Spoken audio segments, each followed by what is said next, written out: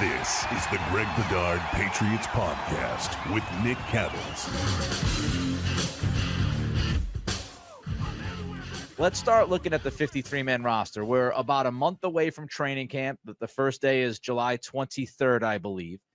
And it's probably a good thing to kind of roll through the roster and see where we're at. And we start with the most important position in all of professional sports. That is the quarterback position. It's obvious it's May. It's obvious it's Dobbs.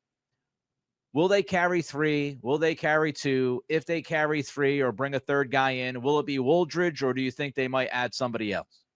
Yeah. So, I mean, let's start with Drake, who we talk about a lot. I mean, I think you and I both have high expectations from him. I was just seeing that, I guess Josh Allen told somebody, Sports Illustrated, I think, that, he had some really kind words to say about Drake, how he's really impressed him, and how he's all about football. And, I do think he's going to grow into that. I mean, I don't really, especially with a new coaching staff and a new offensive coordinator and new players around him, I'm not one to put like expectations on Drake Maye. I think I'm sort of back, at least initially, to where we were last year, where, I just want to see improvement from Drake Maye. I want to see growth.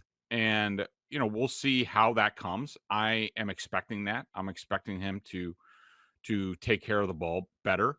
I think that he's going to be helped out by Josh McDaniels, obviously. I think the improved offensive line, improved running game, I think all of that is going to help Drake Maye. And so, while I don't have expectations for him, I expect him to get better. And I'm not, he doesn't need to become a superstar in year two. I mean, just look at, Josh Allen, where sort of his career path. And I think, and I've said this before, I think Drake Maye is way ahead of where Josh Allen was when he came into the NFL. And you have to remember how young Drake Maye is. I mean, he just turned, or is about to turn, 22. He just got married. Congratulations to the Mays. But, I expect Drake to improve this year. Josh Dobbs, the backup, I think he's rock solid. I was impressed with his camp, or at least his offseason practices. I thought he did a really good job. This is a very smart quarterback, obviously. He's basically like a rocket scientist. He's been in a bunch of different schemes. We've seen him, in the past come in like the week of a game and be able to function. There aren't too many guys that can do that.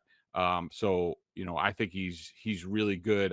He's an ideal sort of veteran backup for Drake and can help him. But look, that's not a long-term thing. Dobbs is probably here a year, maybe two. So I think it behooves the Patriots to get a move on. They got rid of Joe Milton. So he's not going to be that guy. But I think it's imperative that the Patriots find a third quarterback that they can develop, because we have seen Drake Maye is not the most durable guy.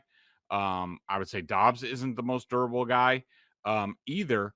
But, Ben Woolridge is, in my opinion, he's not that guy. I mean, he could be. I mean, we saw him very limited in the offseason practices. But I think this is a position, Nick, where I think if you're the Patriots, you have a couple decisions to make. I mean, do you really want to carry three quarterbacks?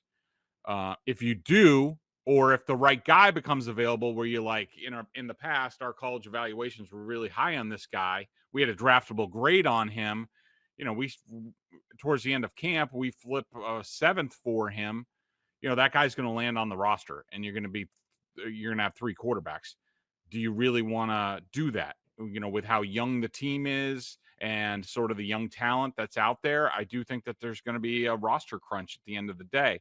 I think it's more likely, Nick, that the Patriots look at the final cuts and, maybe pluck a guy or two, put them on the practice squad and sort of see what they do from there. But I do think, in their mind, I do think that they would like to find a guy who could be elevated to, say, be Drake's backup next year in place of Dobbs, and sort of continue the development plan at quarterback. Yeah, and one of the questions that we had at the draft was, would the Patriots decide to use a pick later in the draft on a quarterback, and they decided not to. They went with the UDFA route. As far as May goes, I did a hit on Charlotte radio yesterday, and I agree with you. I've been saying this over the past couple of months throughout this offseason. Like Drake Maye, he doesn't have to take that leap this year. He doesn't have to take the leap. He just needs to take a step forward. And you brought up Josh Allen, and that's absolutely correct. Like if you look at what Allen did his first year, he wasn't very good his rookie season. Completion percentage, like well under 60%, more interceptions than touchdowns. Then year 2, he took that step forward, more touchdowns than turnovers. His completion percentage went up. And then year 3, when they acquired Stephon Diggs, is when he took that major leap and became the guy that we said, oh, wait a minute, this dude might actually be MVP capable sooner rather than later. So you don't necessarily need that gigantic leap in year 2. Step forward, some momentum going into year 3 would be great. And let's not forget, Drake is dealing with his 4th offensive coordinator in 4 seasons. His last 2 years at North Carolina had different OCs. His first 2 years in the NFL, different OCs. So keep that as the context.